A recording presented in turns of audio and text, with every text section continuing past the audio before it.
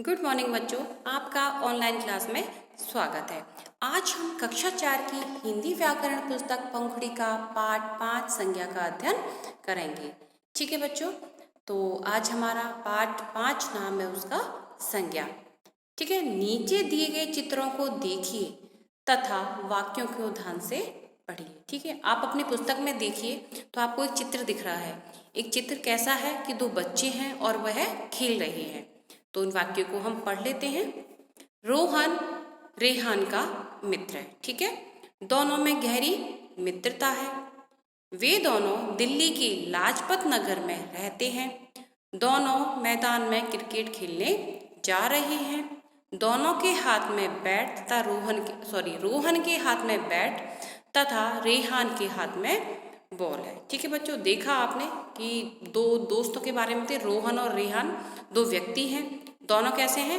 Friend हैं वो दोनों, और दिल्ली के लाजपत नगर में रहते हैं। दोनों कहाँ जा रहे हैं? क्रिकेट खेलने मैदान में जा रहे हैं। रोहन के हाथ में क्या है? बैट है तथा रेहान के हाथ में बॉल है। ऊपर के वाक्यों में रंगीन शब्द नामों को दर्शा रहे हैं। आइए इन नामों को जाने। अब देखोगे आप कि रोहन और रेहान लाल रंग से लिखे हुए हैं, मित्रता लाल रंग से लिखी हुई है। दिल्ली और लाजपत नगर भी क्या है? लाल रंग से लिखे गए हैं। मैदान भी लाल रंग से लिखा गया है। बैट तथा बॉल भी लाल रंग से लिखे गए हैं। ठीक है, तो व्यक्तियों के नाम क्या है? रोहन, रेहान और मित्र। ये क्या हो गए? व्यक्तियों के नाम है। वस्तुओं के नाम क्या होगा? बैट और बॉल क्या हो गई? वस्तुएं हो गई। अब आता है स्थानों के नाम। स्थानों के नाम में क्या क्या आया? दिल्ली आ गया, लाजपत नगर आ गया और मैदान आ गया। अब है भावों के नाम। तो भाव क्या है इसमें? मित्रता। ठीक है, इस संसार में हर वस्तु का कोई ना कोई नाम अवश्य होता है। ये सबको पता है कि संसार में कुछ भी चीज होगी या कोई वस्तु है, स्थान है, पशु है, कोई प्राणी है, कोई व्यक्ति है, उसका नाम अवश्य होगा। ये सब नाम ही संज्ञा कहलाते हैं। नाम से ही हर वस्तु की पहचान होती है। ठीक है बच्चों, समझ में आया कि जो भी नाम है वो सब क्या है? संज्ञा है। ठीक है, और नाम से ही हम किसी की पहचान कर पाते हैं। तो ठीक है, इसलिए नाम होना अति आवश्यक है और होता है। बिना नाम की कोई चीज नहीं हो सकती। इस प्रकार हम कह सकते हैं कि जो शब्द किसी प्राणी, वस्तु, स्थान या भाव के नाम का बोध कराते हैं वे क्या कहलाते हैं? संज्ञा कहलाते हैं। बच्चों, इस संज्ञा की परिभाषा को आपको याद करना है। ठीक है, चार्ट को देखिए बच्चों आप। इस संज्ञा के ऊपर एक चार्ट बनाया है। सबसे पहले इसमें परिभाषा है। एक बार पुनः मैं बता देती हूँ आपको परिभाषा। जो शब्द किसी वस्तु, व्यक्ति, स्थान या भाव के नाम का बोध कराते हैं वे क्या कहलाते हैं? संज्ञा कहलाते हैं। ठीक है, आज हम इस अपने पाठ में पढ़ेंगे फिर संज्ञा के भेद। संज्ञा के 3 भेद हैं। ठीक है, कौन कौन से? व्यक्तिवाचक संज्ञा, जातिवाचक संज्ञा और भाववाचक संज्ञा। अब इस पोस्टर में आप देखोगे तो ये व्यक्तिवाचक संज्ञा है, जिसमें देखो ये व्यक्ति दे रखे हैं। ठीक है, जैसे महात्मा गांधी है, भारत है, बास्केटबॉल है, अक्षरधाम मंदिर है, अपने त्योहारों के नाम है, होली। ठीक है, तो ये सब क्या हो गए? ये व्यक्तिवाचक संज्ञा हो गए। ठीक है, अब ये जो दूसरा है ये दे रखा है जातिवाचक संज्ञा। ठीक है, जैसे लड़की, इसका कोई नाम नहीं है लेकिन कोई सी भी लड़की हो सकती है। पेड़ है, पेड़ कोई पर्टिकुलर किसी पेड़ का नाम नहीं है, तो पेड़ कोई सा भी हो सकता है। जिस समूह के बारे में बात करते हैं हम। ठीक है, मोबाइल है, अब हम कहते हैं नोकिया का है, सैमसंग का है, किसका मोबाइल है हमें पता नहीं है, लेकिन वो क्या है? एक मोबाइल है। ठीक है, घर है, किसका घर है हमें नहीं पता किसका घर है। इसी प्रकार कार है, कौन सी है? अल्टो है, डिजायर है, कौन सी है? इसके बारे में हमें नहीं पता। ठीक है, तो यहाँ पे क्या हो जाएगा? जातिवाचक संज्ञा हो जाएगी। और व्यक्तिवाचक में क्या था? वहाँ नाम होता है हर व्यक्ति, हमें पता चलता है कि वाकई में वो ही है। जैसे महात्मा गांधी का चित्र दे रखा है तो वाकई में हमें पता है कि चित्र किसका है? महात्मा गांधी का है। अब आता है भाववाचक संज्ञा। अब खुशी भाववाचक क्या होती है? जिसको हम देख नहीं सकते, ओनली क्या कर सकते हैं? फील कर सकते हैं, वो होते हैं भाव। जैसे खुशी है तो हम खुशी को सिर्फ सामने वाले की हाव भाव को देखकर हमें पता लगेगा कि वह खुश हो रहा है, उसके अंदर खुशी की लहर दौड़ी हुई है, तो हम इस चीज को क्या कहेंगे? ये खुशी क्या हो जाएगा? एक भाव हो जाएगा। सामने वाले को देखेंगे कि उसकी त्योरियां चढ़ी हुई हैं, उसके हाव भाव बदले हुए हैं, तो हमें क्या लगेगा यार ये गुस्सा है। तो क्रोध क्या हो गया, भाव हो गया, डर, किसी चीज को देख के डरना, तो ये डर भी क्या है, भाव है। बुढ़ापा, व्यक्ति को देख के हमें पता लगेगा कि ये जवान है या बूढ़ा है, तो बुढ़ापा भी क्या हो गया, भाववाचक संज्ञा हो गई। इसी प्रकार बचपन, जवानी, बुढ़ापा, ये सब क्या है, भाववाचक संज्ञा के उदाहरण है। ठीक है बच्चों, तो यहाँ तक आपको समझ में आया कि संज्ञा के 3 भेद हैं, व्यक्तिवाचक संज्ञा, जातिवाचक संज्ञा और भाववाचक संज्ञा। अब पढ़ते हैं हम संज्ञा के भेद। अभी बताया मैंने संज्ञा के 3 भेद होते हैं, व्यक्तिवाचक संज्ञा, जातिवाचक संज्ञा और भाववाचक संज्ञा। ठीक है, अब हम इनके बारे में थोड़ा डिटेल में पढ़ेंगे।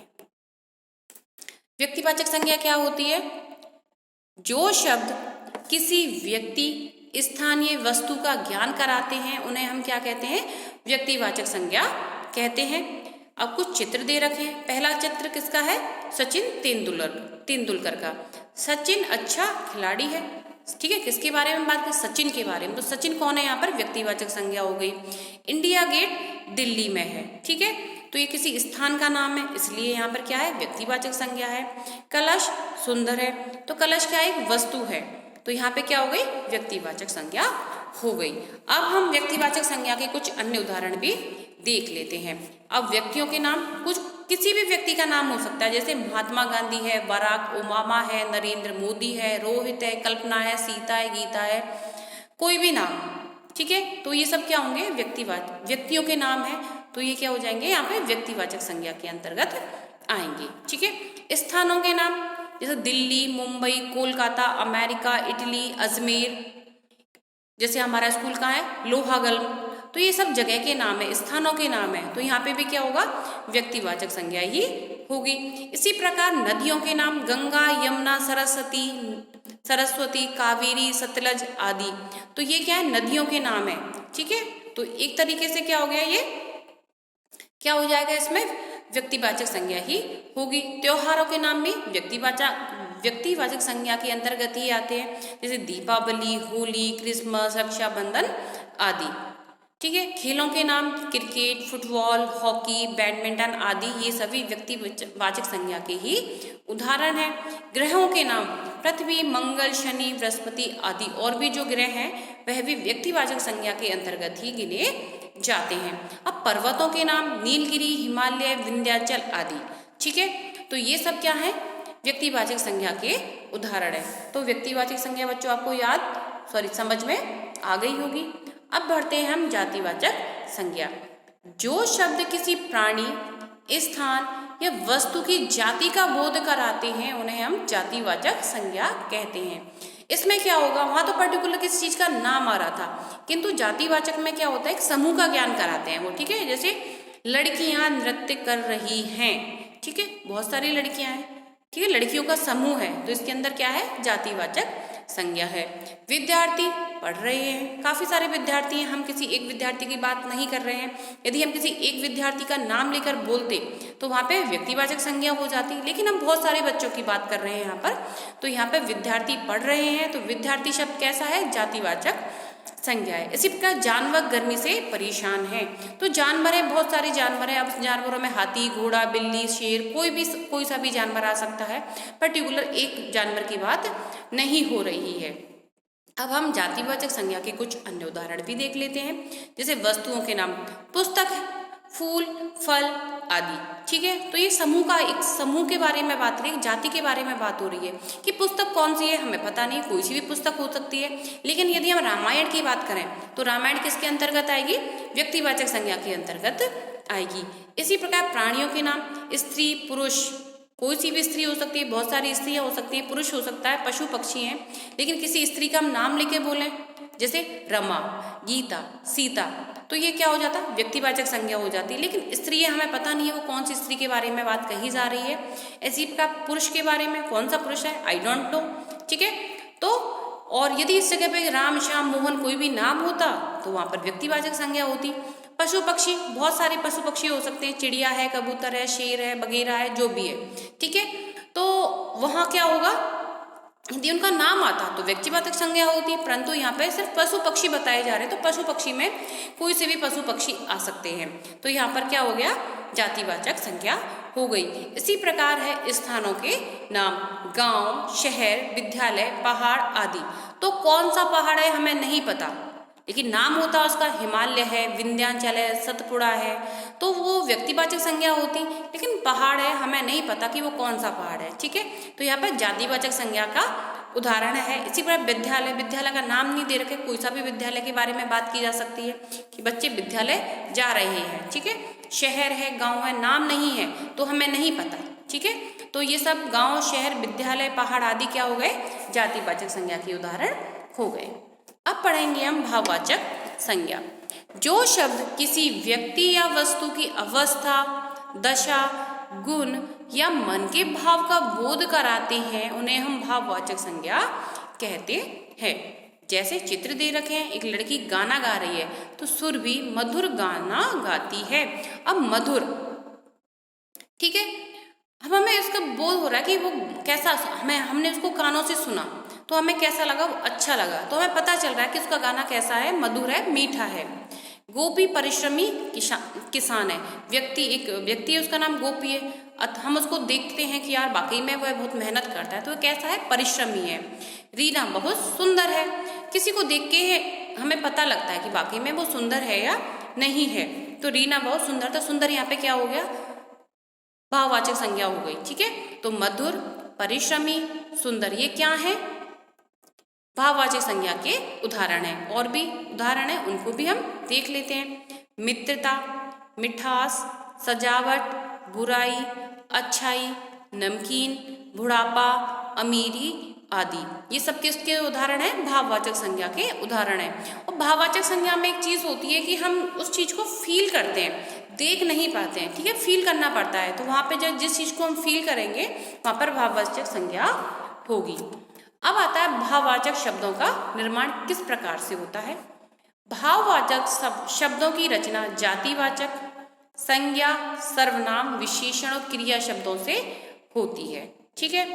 अब जातिवाचक संज्ञा से भाववाचक संज्ञा कैसे बनती है, जैसे शब्द दे रखा है बच्चा, तो बच्चा जो शब्द है वह कैसा है, जातिवाचक शब्द है। अब उससे जो भाववाचक संज्ञा बनेगी वो क्या बनेगी, बचपन। इसी प्रकार मनुष्य जातिवाचक संज्ञा का उदाहरण है, लेकिन उससे जो भाववाचक संज्ञा बनेगी वो क्या बनेगी, मनुष्यता। इसी प्रकार पुरुष से क्या बनेगा, पुरुषत्व, शत्रु से शत्रुता, मानव से मानवता। तो बच्चा, मनुष्य, पुरुष, शत्रु, मानव, ये कैसे हो गए, जातिवाचक शब्द हो गए, और इनसे जो भाववाचक संज्ञा बनी वो क्या बनी, बच्चा से बचपन, मनुष्य से मनुष्यता, पुरुष से पुरुषत्व, शत्रु से शत्रुता और मानव से मानवता। अब आता है क्रिया से भाववाचक संज्ञा बनाना। अभी तो हमने किससे बनाई थी, जातिवाचक शब्द से, अब बनाएंगे हम क्रिया से।